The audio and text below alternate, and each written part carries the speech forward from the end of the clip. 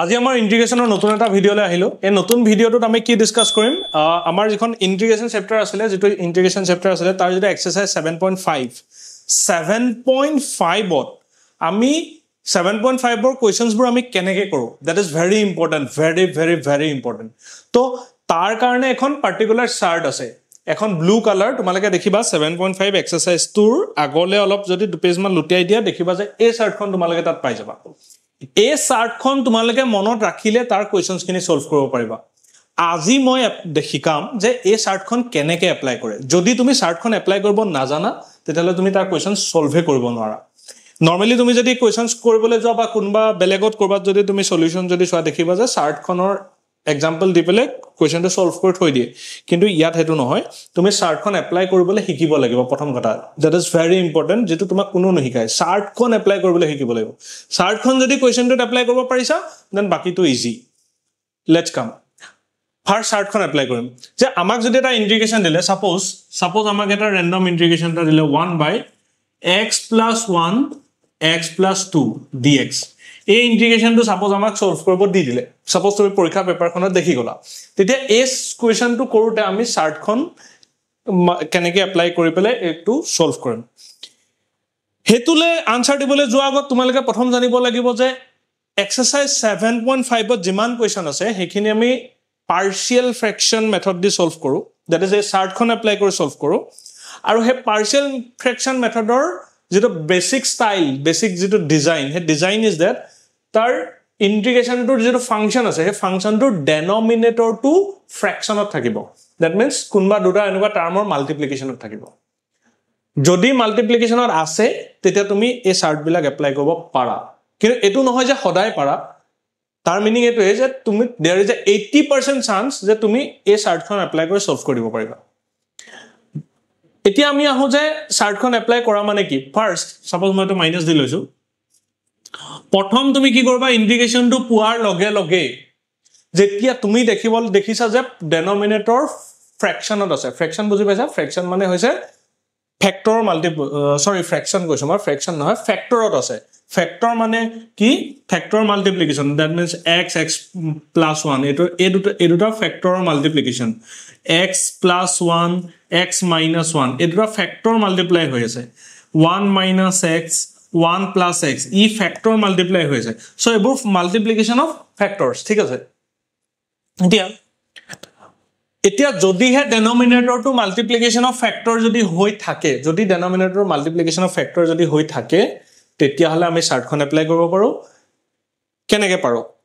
পাৰো যে তুমি প্ৰথম দেখিলা ডেনোমিনেটৰটোত ফ্যাক্টৰ আছে দুটা ফ্যাক্টৰ মাল্টিপ্লিকেশন ইমিডিয়েটলি তুমি এই চাৰ্টখন মনত পেলোৱা বা প্ৰথমতেটো তোমাৰ মনত নাথাকিব অবভিয়াসলি তো তুমি কোৱেশ্চন সলভ কৰতে কিতাপখন ওলাই লোৱা চাৰ্টখন ওলাই পেলাই সব ডেনোমিনেটৰ কাৰ লগত মেচ হৈছে কোনটো ডেনোমিনেটৰ লগত ইয়াৰ ডেনোমিনেটৰ মেচ হৈছে ডেনোমিনেটৰ মানে হৰ এটুৰ হৈছে এটুৰ নে এটুৰ প্ৰথম হেতু চাই লোৱা প্ৰথম দেখিলা যে ওকে ইয়াৰটো মেচ হৈছে x - a x - b সি x - 1 x - 2 a মানে 1 b মানে 2 কেতিয়াবা কি হ'ব y টো থাকিব পাৰে লাইক 1/y - 1 y + 2 প্ৰথম হেতু তুমি শিকিব লাগিব যে ডেনোমিনেটৰ ম্যাচিংটো শিকিব লাগিব ডেনোমিনেটৰ ম্যাচ হৈ গল যদি ডেনোমিনেটৰ ম্যাচ হৈ গল তেতিয়া হলে তুমি চাবলগীয়া কথাটো হল যে যেটো আমাৰ ফাংশন আছে যেটো চাৰ্টখনত যেটো আমাৰ ফাংশন আছে হে ফাংশনটো নিউমাৰেটৰ যেটো ডিগ্ৰী তাৰমানে ম্যাক্সিমাম পাৱাৰ কিমান আছে নিউমাৰেটৰ ম্যাক্সিমাম পাৱাৰ 1 হে পাৱাৰটোতকে তোমাৰ কোৱেশ্চনৰ নিউমাৰেটৰ পাৱাৰটো কম হ'ব লাগিব বা সমান হ'ব লাগিব কি কলো যে এই ফৰ্মুলা চাৰ্টখনত যেটা ডেনোমিনেটৰ ম্যাচ হৈ গল ডেনোমিনেটৰ ম্যাচ হৈ যোৱাৰ পাছত ফৰ্মুলা চাৰ্টখনৰ যেটো নিউমাৰেটৰ যেটো ডিগ্ৰী মানে ভেৰিয়েবলৰ ম্যাক্সিমাম পাৱাৰ ইয়াত ভেৰিয়েবল কি আছে x তাৰ ম্যাক্সিমাম পাৱাৰ কিমান 1 হয়নে ম্যাক্সিমাম পাৱাৰ বুজি পাইছা কিটা এনেকৈ থাকে x² + x + 1 তো তাত ম্যাক্সিমাম পাৱাৰ 2 লাইক দিস এটুত ভেৰিয়েবলৰ ম্যাক্সিমাম পাৱাৰ 2 x ৰ পাৱাৰ ইয়াত আছে 1 ইয়াত আছে 2 তাৰ মানে ম্যাক্সিমাম পাৱাৰ 2 কিন্তু ইয়াতে ভেৰিয়েবলৰ ম্যাক্সিমাম পাৱাৰ 1 কথা হল যে তোমাৰ কোৱেশ্চনত যেটো নিউমাৰেটৰ আছে তাৰ নিউমাৰেটৰ পাৱাৰটো ইয়াৰ নিউমাৰেটৰ পাৱাৰতকে কমিব লাগিব বা সমান হ'ব লাগিব কি কৰো কমিব লাগিব বা সমান হ'ব লাগিব আমি এটা চাও যে ইয়াত x ৰ পাৱাৰ কি তাত x নাই যদি x নাই তাৰ মানে তাৰ পাৱাৰ 0 হৈ আছে তাৰ মানে ইয়াতে তোমাৰ x টু দি পাৱাৰ 0 এটা আছে x টু দি পাৱাৰ 0 মানে 1 যেটো আমি লিখা নাই তো তাৰ মানে x ৰ পাৱাৰ কমি আছে তো যদি এই দুটা কন্ডিশন ফুলফিল হৈ গল যদি কন্ডিশন দুটা ম্যাচ হৈ গল তাৰ মানে ডেনোমিনেটৰ ম্যাচ হল নিউমাৰেটৰ পাৱাৰ কোৱেশ্যনত ইয়াতকে কমি থাকিব লাগিব যদি হৈ গল কমি যদি আছে then you can apply this formula কি কলো then you can apply this formula ইয়াতে arrow mark থাকিব ইয়াৰ এটো মানে হেতুলে যাব you can apply this formula ঠিক আছে সো আমি বাকিবোৰলে আহিম ডেনোমিনেটৰ ম্যাচিংত আমি বাকিবোৰ শিকিম কিন্তু for the time being for today আমি সমজে ইয়াৰ ডেনোমিনেটৰ ম্যাচিং হোৱাৰ পিছত আমি কৰিব কি লাগে what we have to do solution যেতিয়া তুমি গম পালা যে চাৰ্টখনৰ এটো লগত ম্যাচ হৈ গল ইমিডিয়েটলি এটো তুমি লিখি লও 1/x - a ফাংচনটো ইন্টিগ্ৰেশনটো নহয় আগতে ফাংচনটো লিখিবা এই ফাংচনটো উঠাই নিয়াত লিখি ললো ঠিক আছে ইকুৱেল সাইন দিলা ইকুৱেল সাইন দিয়াৰ পাছত এতিয়া ইয়াৰ partial fraction or form of partial fraction কেনেকে দিয়া আছে সোয়া যে এটু যদি থাকে হি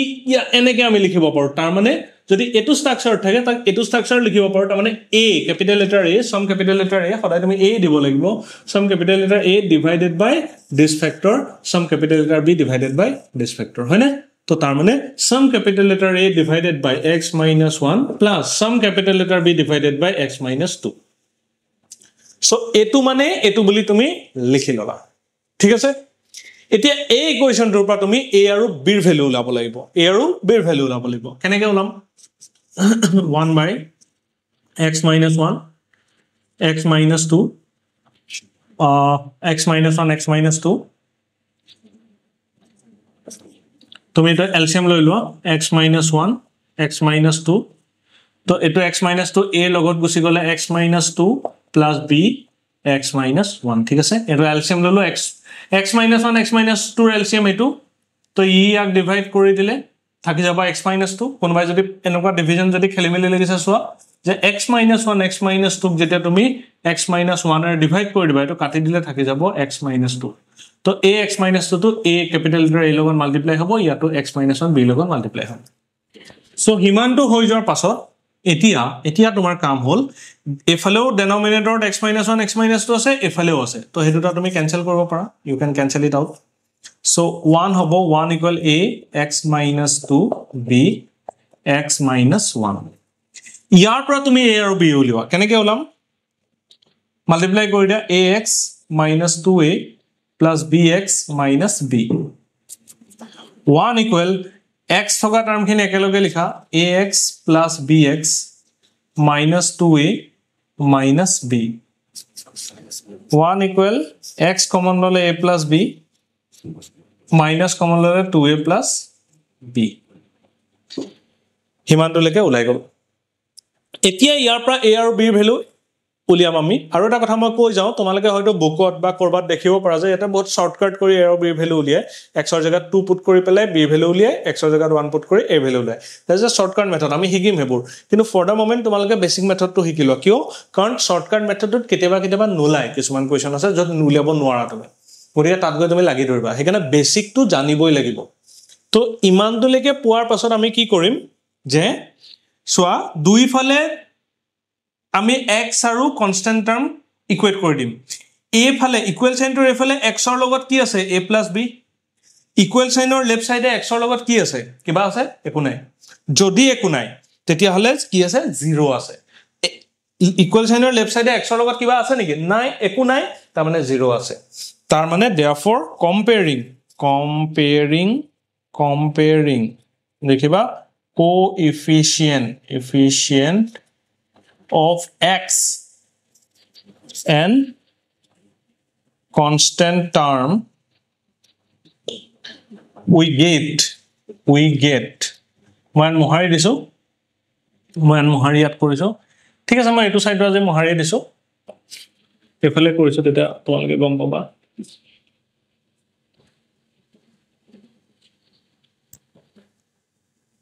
আমি কি পাও যে a plus b a plus b to কাৰ লগত ইকুৱেল 0 লগত equal this is equation number 1 বা তুমি এটো কৰিব পাৰা যে a ইকুৱেল মাইনাস b লিখি ইকুৱেশ্যন নম্বৰ 1 দিলো ঠিক আছে x ৰ কোএফিচিয়েন্ট a plus b আছিলে a plus b to এফালে x ৰ কোএফিচিয়েন্ট একো নাই সো হেতুটা ইকুৱেল আৰু এটা থাকিলে এফালে কি 2a minus b কি থাকিলে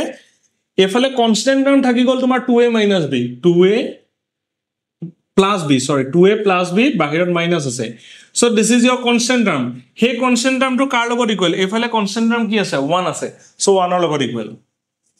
ঠিক আছে so এটোটা ইকুৱেশ্যন তুমি পাই গলা এন্ড এতিয়া ইয়াত a ভ্যালু -b পাইছিলা আনি ইয়াত বহুৱাই দিয়া -b plus b তো তুমি b ভ্যালু পাই যাবা minus 2b plus b so plus 2b this is a minus b 1 equal b to tumi b value 1 pai gola e b value to ke ni 1 ot put korile putting b equal 1 in 1 tumi pai jaba ki a equal -1 so hoy gol a equal -1 b equal 1 a equal -1 b equal 1 হিমানটো পোৱাৰ পাছত আমি কি কৰিম আমি a expression to le ahim see ami a integration to le ahim prothomata integration to le ahim now integration to asle integration of 1 by x minus 1 x minus 2 dx etia tumi a term to jagat ki rakhisila a by x minus 1 plus b by x minus 2 rakhisila to tar mane tumi rakhisila a by don't write tumaloke potokke likhi ni diba agot sai loa a by x minus 1 likhisila plus b by x minus 2 লিখিছিলা ঠিক আছে dx আসলে a expression ৰ জায়গাত তুমি এটো use কৰিছিলা definitely এতিয়া খালি কথা হল কি আমি ইয়াত a b এনেকে লিখিব নোৱাৰো আমি a ৰ অলৰেডি ভ্যালু পাইছো ইয়াত লিখিব লাগিব a ৰ ভ্যালু কিমান পাইছো -1 so this is your -1 আৰু b ৰ ভ্যালু কিমান পাইছো b ৰ ভ্যালু তুমি পাইছা 1 b ৰ ভ্যালু কি পাইছা 1 so আমি পাই গলো integration of -1 by x minus 1 plus 1 by x minus 2 amar jeto original integration asile etu yale convert hoy gol ei je ami gutei kam khini korilu ei gutei partial fraction or work khini je korilu kio korilu why we have done this the reason is a step to karne a integration to koribole besi easy hoy it is quite easier he karne ami yak yale transfer korilu through this method ঠিক আছে so etia ami etu solve korile amar kam hoy jabo তো তার মানে আমি এটা কি কৰিম এই পাৰ্টটোলে ব্যাক কৰা ইয়াত আছে integration of -1 by x minus 1 plus 1 by x minus 2 dx ঠিক আছে এতিয়া তুমি ইন্টিগ্রেশন কন্টিনিউ কৰি আহা -1 by x minus 1 dx plus 1 by x minus 2 dx তো এতিয়া মাইনাস কমন আনিলে 1 by x minus 1 dx plus integration of 1 by x minus 2 dx এতিয়া তোমালোকক মই এটা বস্তু দেখাম আমি এটো ডাইৰেক্ট লিখিব পাৰো log of x minus 1 plus log of x minus 2 plus c আৰু এই দুটা হৈ যাব ইয়াৰ আগত মাইনাস আছে এটো আগলৈ লৈ আনা এটো পিছলৈ লৈ যোৱা log of x minus 2 minus log of x minus 1 plus c eto hoy jabo log of x minus 2 by x minus 1 modulus plus c so this is your answer kintu integration to yapa gopokke etu keneke pai golu bohote jana bohote na jana moi dekhai disu je normally আমি এটা অলপ যেটা expert হৈছো integration এটো আমি direct কৰিব লাগিব আগতে মই ইয়া আগৰ ভিডিও খিনি লৈকে স্টেপ বাই স্টেপ কৰিবলৈ শিকাইছিলো সে আমাৰ আছে integration of 1 by x minus 1 dx এটো एक्चुअली কৰে কেনেকে the actual procedure is that তুমি denominator to ধৰি লোৱা let x minus 1 equal u both side যদি তুমি ডিফারেন্সিয়েট কৰি দিয়া du by dx so it will be 1 equal du by dx so this is your dx equal du এটা integration তো হৈ যাব 1 by u du এটো হৈ গল u আৰু dx তো হৈ গল du so this is your log u modulus of log u plus c আৰু log u জায়গাত তুমি লিখি দিব পাৰিলা কি log u জায়গাত তুমি লিখি দিব পাৰিলা x minus 1 plus c so eto to complete হৈ গল বুজি পালা log integration of 1 by x minus 1 মানে log x minus 1 কেনেকে হল this is the procedure so তুমি চকু বন্ধ কৰি কৰিব পাৰা like log of integration of 1/x dx আছিলে সো এটো log x হয় তো তুমি ভাবিব পাৰা যে ইন্টিগ্ৰেশ্যন অফ 1/x - 1 dx ও log x - 1 হৈ যাব সেম প্ৰসিডিউৰত ঠিক আছে সো এইটো হিচাপত তুমি এটো আনসাৰ পাই গলা ইয়ালৈকে নোট কৰা আৰু এটা মই ইম্পৰ্টেন্ট কথা এডখন মই ক'ব খুজি আছো কি ক'ব খুজি আছো এডখলৈকে হৈ গল এটো বুজি পালা দিস ইজ ডান ইয়াৰ পিছত আমি নেক্সট ভিডিওত আৰু পাৰ্শিয়াল ফ্ৰেকশনৰ কোৱেশ্চন চাম তাত আৰু বেছি ডিটেইলছত ডিসকাস কৰিম ইয়াত এটা প্ৰবলেম আছে ইয়াত কি প্ৰবলেম আছে এই ইন্টিগ্ৰেশন কিটা যেতিয়ালৈকে তোমাৰ এনেকুৱা ষ্টাইলত থাকিব এটো বহুতে ভুল কৰে সেইকাৰণে মই ক'ব খুজি আছো 1/x - 1 dx থাকিলে তুমি লিখিব পাৰা log x - 1 ঠিক আছে class c question 1 1/x + 1 dx থাকিলেও তুমি লিখিব পাৰা log x + 1 no issue plus c because কাৰণ কিয় হৈ আছে because আমাৰ জানো যে ফৰ্মুলা আছে 1/x dx মানে log x plus c এই ফৰ্মুলাটো আছে কাৰণে আমি এনেকৈ কৰিব পাৰো এনেকৈ ডাইৰেক্ট লিখিব পাৰো হেতু বহুতে ভাবে যে এই ফৰ্মুলাটো যেহেতু 1/x dx so log x হৈ যায় Similarly 1/x - 1 ও log x - 1 হৈ যায় কিন্তু হেতু কাহিনী নহয় আসলতে কিয় হয় তাৰ আনসাৰটো হল this is the procedure কিয় কলো ডাইৰেক্টলি নহয় বুলি বিকজ যদি হে তোমাৰ এটো কোৱেশ্চন আহি যায় 1/1 - x dx তেতিয়া যদি তুমি লিখি দিয়া log of 1 - x plus c তেতিয়া তোমাৰ marks goal this is wrong answer একেটো আছিল কি প্ৰবলেম আছিল 1/x integration of 1/x dx মানে log x integration of 1/x - 1 মানে log x - 1 integration of 1/x + 1 মানে log x + 1 so integration of 1/1 - x মানে log 1 - x হ'ব লাগিছিল but no why see